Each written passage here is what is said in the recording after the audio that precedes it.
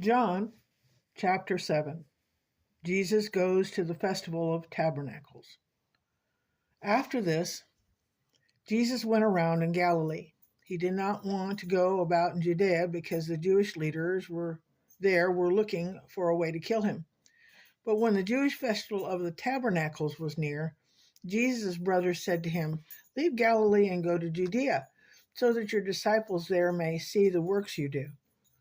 No one who wants to become a public figure acts in secret. Since you are doing these things, show yourself to the world." For even his own brothers did not believe in him. Therefore Jesus told him, "My time is not yet here. For you, any time will do. The world cannot hate you, but it hates me because I testify that its works are evil.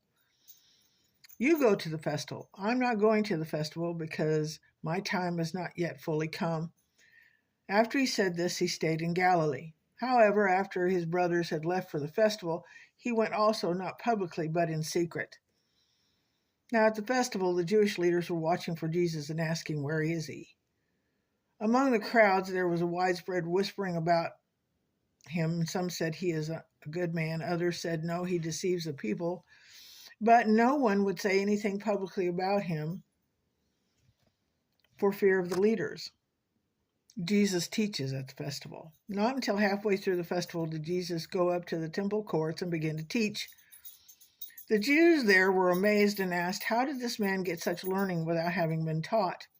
And Jesus answered, "My teaching is not of my own. It comes from the one who sent me. Anyone who chooses to do the will of God will find out whether my teaching comes from God or whether I speak on my own. Whoever speaks on their own does so to gain personal glory. But he who seeks the glory of the one who sent him is a man of truth. There is nothing false about him. Has not Moses given you the law? Yet not one of you keeps the law. Why are you trying to kill me?" "You are demon-possessed," the crowd answered. "Who is trying to kill you?" Jesus said to him, "I did one miracle, and you all were amazed. Yet because Moses gave you circumcision, although it did not come from Moses, but from the patriarchs, you circumcise boys on the Sabbath.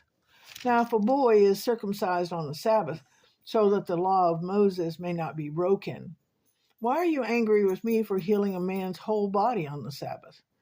Stop judging by mere appearances, but instead judge correctly." Division over who Jesus is. At that point, some of the people in Jerusalem began to ask, "Isn't this the man they were trying to kill? Here he is speaking publicly, and they're not saying a word to him. Have the authorities really concluded that he is Messiah? But we know where this man is from. When the Messiah comes, no one will know where he's from."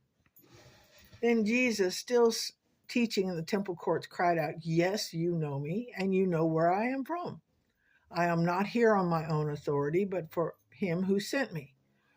You do not know him, but I know him because I am from him, and he sent me." At this they tried to seize him, but no one laid a hand on him because his hour had not yet come. Still many in the crowd believed in him, and they said, "When the Messiah comes, will he perform more signs than this man?" The Pharisees heard the crowd whispering such things about him. Then the chief priests and the Pharisees sent temple guards to arrest him. And Jesus said, "I am with you for only a short time, and then I am going to the one who sent me. You will look for me, but you will not find me. And where I am, you cannot come." The Jews said to one another, "Where does this man intend to go that we cannot find him? Will he go where our people live, scattered among the Greeks, and teach the Greeks? What did he mean when he said, 'You will look for me, but you will not find me, and where I am you cannot come'?" On the last and greatest day of the festival, Jesus stood and said in a loud voice, "Let anyone who is thirsty come to me and drink. Whoever believes in me, as Scripture has said, rivers of living water will flow from within him." By this time he meant the Spirit, whom those who believed in him would later receive. Up to that time, the Spirit had not been given, since Jesus had not yet been glorified. On hearing his words, some of the people said, "Surely this man is a prophet." Others said, "He is the Messiah." Still others asked, "How can the Messiah come from Galilee? Does not the scripture say the Messiah will come from David's descendants and from Bethlehem, the town where David lived?" Thus the people were divided because of Jesus. Some wanted to seize him, but no one laid a hand on him. Unbelief of the Jewish leaders. Finally, the temple guards went back to the chief priests and Pharisees, who said to them, "Why didn't you bring him in?" "No one has ever spoke like this man does," the guards replied. "You mean he deceived you also?" the Pharisees retorted. "Have any of the rulers of the Pharisees believed in him?" "No. But this mob that knows nothing of the law, there is a curse on them." Nicodemus, who had gone to Jesus earlier and who was one of their own number, asked, "Does your law condemn a man without first hearing him to find out what he's been doing?" They replied, "Are you from Galilee too? Look into it, and you will find that a prophet does not come out of Galilee."